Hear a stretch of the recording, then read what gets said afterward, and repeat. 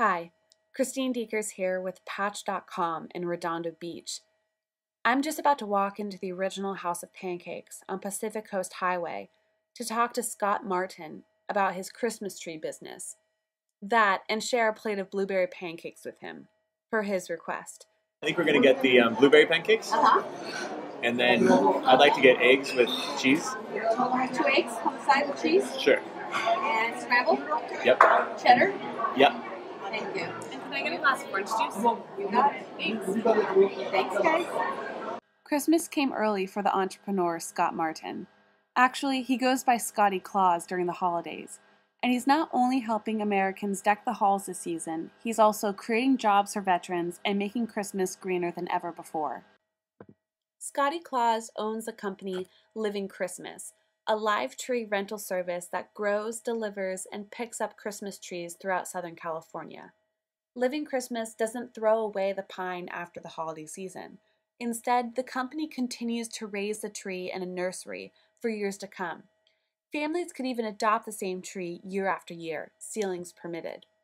Let's take every part of our company and make it as Christmassy as possible, meaning reflexive. So the idea with the Living Christmas Company is not just the trees that are live and return after year, it's how the company functions. So it specifically isn't the Living Christmas Tree Company, it's the Living Christmas Company. And so what that opens it up to do is look at more than just the trees. And so what is the benefit of having, so I have trees, they come back to me year after year, and so how do I make those assets and look at every avenue of what a living tree can do? Living Christmas also has a partnership with Shell Oil Company in order to beautify and clean up industrial areas in the South Bay. So having trees in these industrial areas helps protect against that happening. The next part is sort of urban blight, right? So we have areas that wouldn't necessarily, visually be pleasing, and they tend to be in, sort of impoverished areas and areas on the outskirts, and we can turn out into green forests. Living Christmas's good practices got them attention on ABC's television show Shark Tank. On Shark Tank, business owners pitched to some of the most illustrious businessmen and women. Entrepreneurs vie for their guidance and financial support. In fact, some substantial deals are made on the show.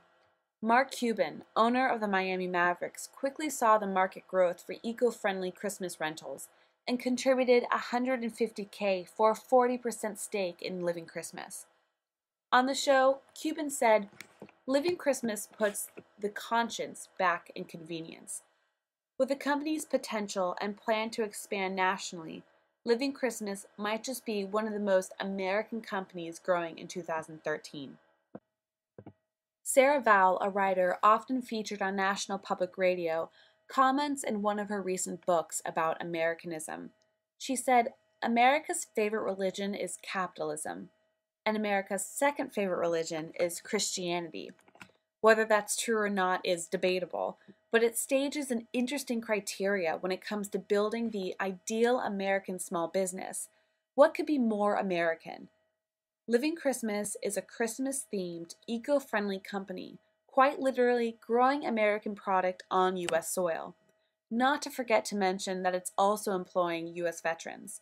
Scotty Claus estimated on Shark Tank that Mark Cuban's contribution would let him hire up to 200 new employees. The business is seasonal, yes, so whether it's a Christmas miracle or not is definitely up to interpretation. However, when it comes to the economy and the American Jobs Act, many people may argue it's a country necessity.